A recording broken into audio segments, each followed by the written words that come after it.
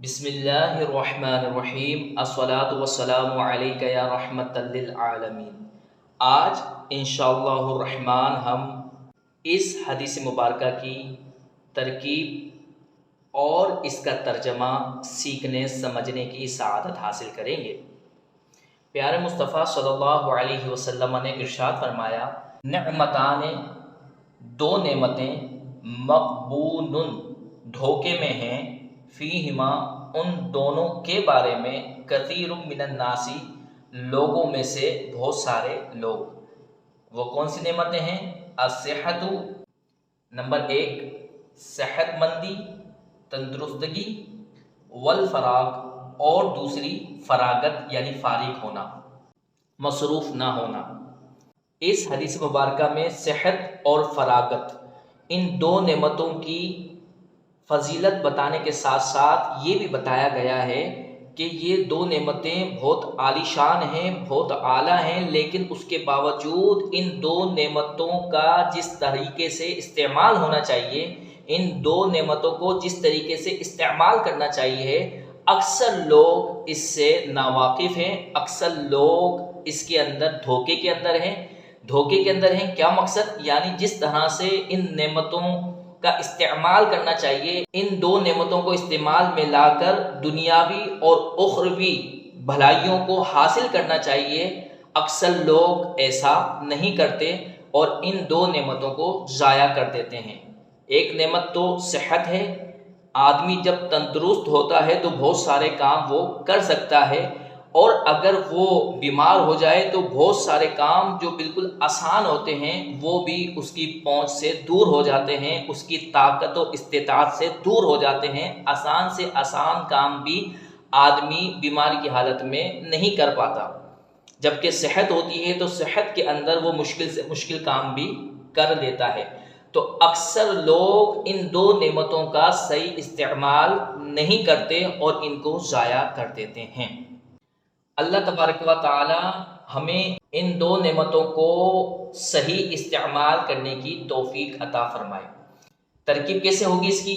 نعمتان، اس کو ہم موصوف بنائیں گے، اور یہ موصوف یہاں پر خبر مقدم ہوگا۔ نعمتان یہ موصوف ہے، اور مغبون یہ اس میں مفعول ہے،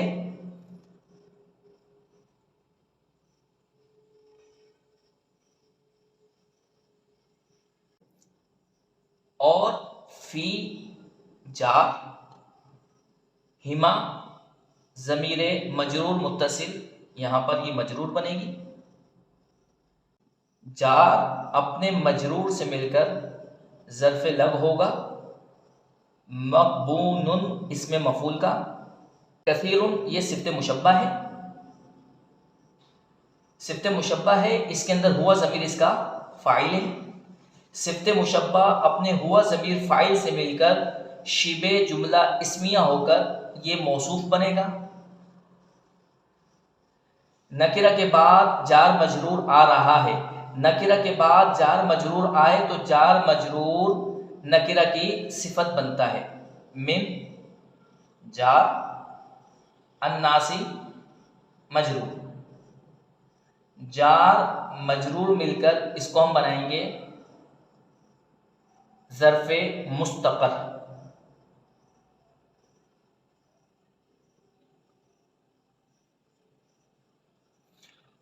اور یہ متعلق ہو جائے گا کسی فعل کے یا شبہ فعل کے۔ ہم شبہ فعل کے متعلق کرتے ہیں، مثلا ہم اس میں فاعل کے متعلق کر دیتے ہیں، اس کو ثابت، اس میں فاعل، اس میں ہوا ضمیر اس کا فاعل، اس میں فاعل اپنے ہوا ضمیر فاعل اور ظرف مستقر سے مل کر شبہ جملہ اسمیہ ہو کر یہ صفت بنے گا۔ کثیر موصوف کے لیے بعض لوگ موصوف اور صفت دونوں کو ملا کر نائب الفاعل بناتے ہیں، لیکن در حقیقت فاعل یا نائب الفاعل صرف موصوف بنے گا۔ تو کثیر یہ موصوف ہے اور یہ نائب الفاعل ہوگا، کس کا نائب الفاعل ہوگا؟ جی یہ اسم مفعول مقبون کا نائب الفاعل ہوگا. کثیر موصوف یہ نائب الفاعل بنے گا اس اسم مفعول کے لیے. اسم مفعول اپنے نائب الفاعل اور ظرف لفظ سے مل کر شبہ جملہ اسمیہ ہو کر صفت بنے گا. کس کی؟ نعمتان کی. دو نعمتیں ایسی ہیں جن دو نعمتوں کے بارے میں دھوکے میں ڈالا گیا ہے کثیر من الناس بہت سارے لوگوں کو. وہ دو نعمتیں کون سی ہیں؟ الصحت صحت والفراغ اور فارغ ہونا فراغت.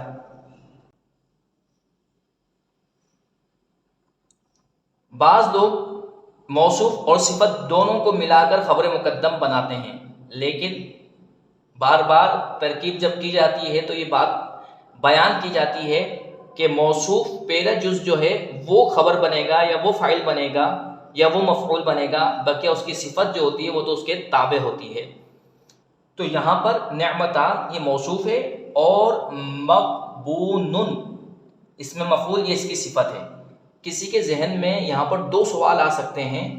پہلا سوال تو یہ آ سکتا ہے کہ نعمتان یہ تثنیہ کا صیغہ ہے اور مقبون یہ اس میں مفعول ہے اور یہ واحد کا صیغہ ہے. اس میں مفعول واحد کا صیغہ ہے، جبکہ صفت موصوف کے برابر ہوتی ہے تثنیہ ہونے میں. یعنی اگر موصوف تثنیہ ہے تو صفت بھی تثنیہ ہوگی. ایک سوال تو یہ ہو سکتا ہے.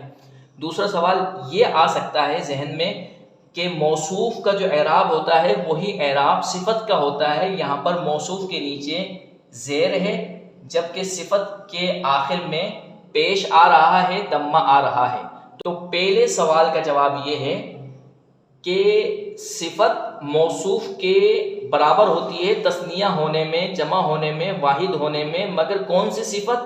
جو صفت حقیقی ہو. لیکن یہاں پر مقبون یہ صفت سببی ہے اور صفت سببی واحد تثنیہ جمع ہونے میں موصوف کے برابر نہیں ہوتی.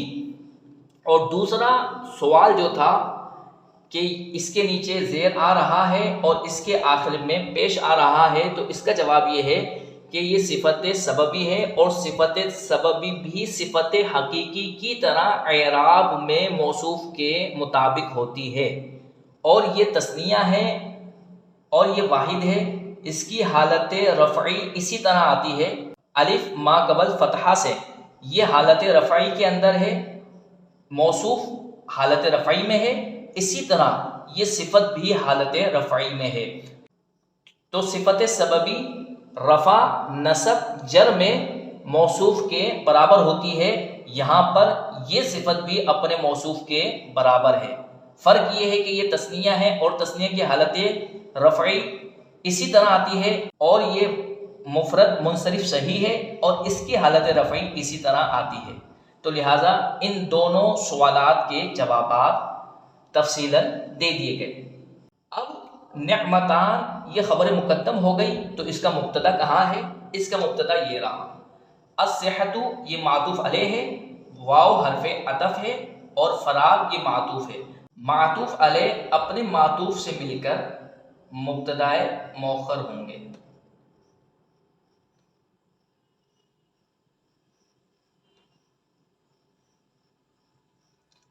خبر مقدم اپنے مبتدا مؤخر سے مل کر جملہ اسمیہ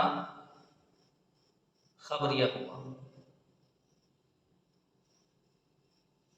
اللہ تبارک و تعالیٰ کی پاک بارگاہ میں دعا ہے کہ اللہ تبارک و تعالیٰ ہمیں علم نافع حاصل کرنے کی اور اس کو آگے تک پہنچانے کی توفیق و سعادت عطا فرمائے. وما علینا الا البلاغ المبین.